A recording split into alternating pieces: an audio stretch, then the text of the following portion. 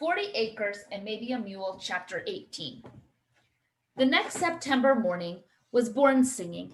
Rosy tints of surprise rippled on clouds, and the tiny pink clouds puffed spreaded about the sky. Early in the day, from his row in the cotton field, Pascal saw Gideon on the hill crest. Something about his rigid posture made Pascal drop his hoe and limp slowly towards the house. Something was wrong. He felt it in his bones. Was there something he could do to help? Mr. Friedman and Emmanuel, who had been digging the well, stood leaning on shovels. Hired men and women followed their rows of cotton back to the house. As Pascal paused, he saw Gladness catch Nellie's arm and pull her along. A white man passed Pascal in the field. Why did he look familiar? The bushy eyebrows. Of course! He had seen Taller on a horse, but this was the other night rider from South Carolina. He walked ahead of the young man who could have been his son. The older man gestured wildly, looking from side to side. The young man followed, staring straight ahead. Neither noticed Pascal. Not a boll weevil to be seen. Cleanest crops I ever saw, said the father. A lake for watering, a creek for wading water. We'll make a killing in cotton off this land. Pascal frowned. This was their land. What did that white man mean? When he reached Gideon's side on the hill, he saw Mr. McPherson walking around toward the bottom of the hill crest. Mr. McPherson's white handkerchief fluttered about his face. Mr. City, he called, the southern farmers have caught the ear of President Johnson. It seems they're suffering from crops poorly planted and no workers for picking.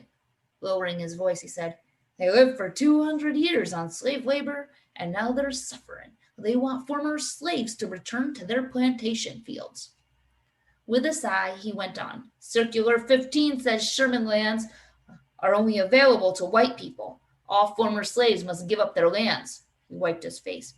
Walls of Jericho! Pascal staggered back and sank to the ground. His weak arm began to twitch, and he held it. The white man had won. The colored people hadn't escaped after all. Was there something they could do? Could they hide and sneak out and kill the white people in the night? No, other colored people would suffer. White people would have an excuse to take revenge on the colors. The city family stood like pine trees in a forest, still, silent. A breeze became playful and blew Emmanuel's red bandana and Gladness's hair ribbons. Her skirt flapped in the breeze. Why hasn't Gideon fighting? They were all so quiet, Pascal thought, accepting what white people did, and yet, he realized, they couldn't fight back. The man returned from touring the cotton field. Mr. McPherson, he said, I'll take this here farm. His words were slow and southern. He pointed uphill to Gideon and swept his arm to 3 hired men and Emmanuel. I'll use these Negroes at our other plantation, he said. Get your men to write up their work contracts. How dare this man say things like that, thought Pascal. The man pointed to Mr. Friedman. I may keep him here, he said, his voice rumbling, unless the old man's not worth it. We don't have to care for the old people anymore. He laughed and slapped his son's shoulder. Pascal trembled in fury. Couldn't this man understand how they felt? It seemed colored people were less than cattle to this man. The man looked at Nellie and Gladness. The women? He paused and rubbed his cheek. I can use one for my wife's personal maid and the other for my daughter's kitchen in Carolina. Those other women can go. Pascal felt like screaming. How dare he speak of Nellie and Gladness like that? Then the men noticed Pascal sitting by himself. He walked up the hill crest and nudged Pascal with his shoe. A withered hand and leg, he said, wrinkling his nose as if smelling something stinky. He turned to Mr. McPherson and called, You said you knew these people. Can the boy talk? A red-faced Mr. McPherson turned and walked away without answering. His shoulders seemed caught in a painful clamp. The men kicked Pascal gently and shouted at him. Tell me, what's your name, boy? Pascal held his twitching arm closer to his heart and his head high in defiance. He didn't have to answer to this white man. How dare this man take advantage of their farm? In keeping silent, not doing what the man asked, he felt triumphant. It was the first time in his whole life that he hadn't obeyed a white man. The defiance, the triumph. Was this what Mama felt? Was this what Gideon felt? Something surged inside him, some new feeling. Freedom? Yes. He felt strong and black and free. He was somebody, and he had done what was good. Farming, caring for folks, this man was wrong, wrong, wrong. "The boy's deaf and crippled," said the man. "We'll get rid of him." For the first time, being called crippled didn't hurt Pascal's feelings. His weak arm and leg didn't make him any less of a person. He was somebody and always had been. Was that what Mama had known? She had asked for food for dying slaves. Maybe Mama had known freedom after all. Master may have owned her words, but her spirit was free. Maybe somebody gave freedom and nobody could take it away, like they could take away a family farm. Maybe freedom was something you claimed for yourself. Mr. McPherson called to Gideon. "Sorry, but it's his farm now, Mr. City. And don't forget, vote Republican," he waved. At the road, he mounted a horse and rode away. The man and his son had arrived in the same carriage that had passed the night before. With a hesitant glance at Gideon and the other men, they strode across the farm and climbed in their carriage as the breeze noisily flapped Gladys's skirt. When the father and son were out of sight, Pascal yelled and leaped up. Why wasn't someone doing something? Gideon looked as limp as wet underwear.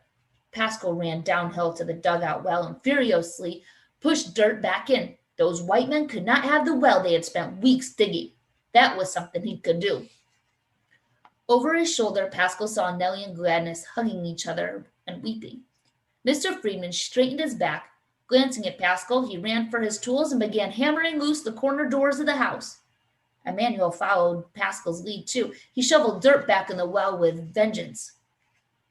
When dirt flew in his eye, Pascal ran up the hill to their house. Head down, he banged a fist against the porch post. Gideon caught his hand. Pascal saw that his knuckles were bleeding, but he hadn't felt the pain. Gideon gently squeezed Pascal's wrist and hugged his little brother. Sobbing, Pascal clung to his brother's side. He remembered when Gideon first heard that Mama was dead and they had hugged like this. He felt Gideon crying silently. This had been their family farm, their life, and now white people said they couldn't keep it? For moments he thought the pain would kill him. How could he go on? What could he do? "Hurry!" he heard Mr. Friedman call. "We'll move the farmhouse. I'm thinking the Bibbs will need a house for winter, and those white men ain't getting it." "Won't the men recognize it?" Gladys asked. "Not when I'm finished," said her grandfather. He turned to the hired men and women both. "Hurry!" Pascal raised his head. Something else he could do. He ran down the hill and grabbed a hammer. Gideon raced to his shovel. Over his shoulder, Pascal saw his brother dig up his apple trees and put them back in the lard bucket. After Gideon finished, he joined everyone at taking down the farmhouse. They ripped it apart and broke it into sections to carry. As wall after wall was pushed down, lifted, and carried around the lake, Pascal covered the ginned cotton to keep it from blowing. What had taken 7 days to move now took 7 hours. Everyone worked furiously, without orders, and without food. Pascal thought maybe anger gave them all strength. At the Bibbs farm, he and Nellie sweated as they helped fill a trench with the base stones. His fingers were bleeding, and his weak side trembled.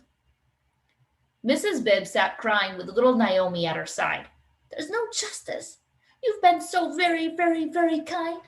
Buried our dead sons, fed us when we were sick and starving for want of food.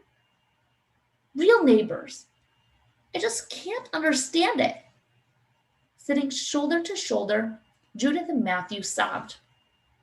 When the porch posts were in place, Mr. Friedman nailed wood across them.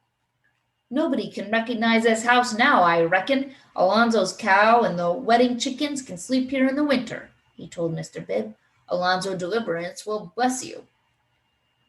"Now, where's that can of whitewash?" he called. "Gideon, you're tall with arms long enough. You can paint the top of the house wall, and Pascal can cover the bottom." We don't have paintbrushes, Pascal. It was evening, and he covered his eyes from the setting sun. Mr. Friedman handed him a piece of shirt rag. Use this. Just one wiping. Sighed. I was planning to paint the inside to make it bright and cheerful for winter, but the paint will fool the white men, Matthew said. He dipped a rag and began wiping the logs. Pascal stared at Matthew. Didn't he realize he was white too? Those other white men didn't even realize that colored folks were human, but it wasn't skin color. Other white people, Mr. Lincoln, Master's mother, Mr. McPherson, they knew what was right. Pascal felt a strange power. He held his breath and fisted in hands. Inside him surged a wave of dignity. He was somebody, and even without land, he was free, and nothing, lame leg, weak arm, family farm taken away, torn pants, nothing else mattered. Inside him blossomed the freedom that had been growing. It seemed to burst his chest. He promised himself to never let it go. Mama had known freedom. She was free to tell the truth. Now he understood. And maybe they'd find land for a family farm somewhere else. He had to hope. Matthew was painting the bottom of the house, Pascal covered with lower middle. Gideon wiped whitewash up to the roof. They covered 2.5 sides facing the road before the whitewash ran out. Good job, said Mr. Friedman. He showed Mr. Bibb how the corner doors worked to get out in the case of a fire or trouble. Last of all, they dragged sacks of gin cotton from the green gloryland. Now that the Bibb family could move into the farmhouse, their wagon had been emptied. Pascal helped fill the Bibb's wagon with gin cotton. Gideon covered the cotton with a canvas tent top.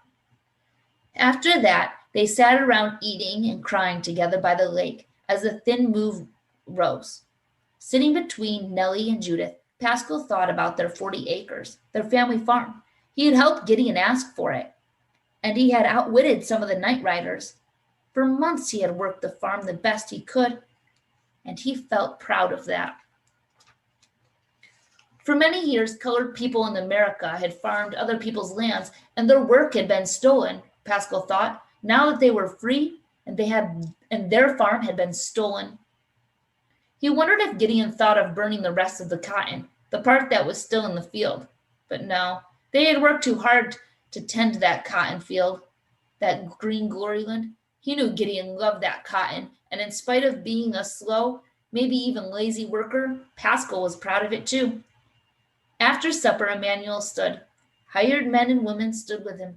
He blew his nose, wiped his tears with the back of his hand. Nellie began twisting her braids.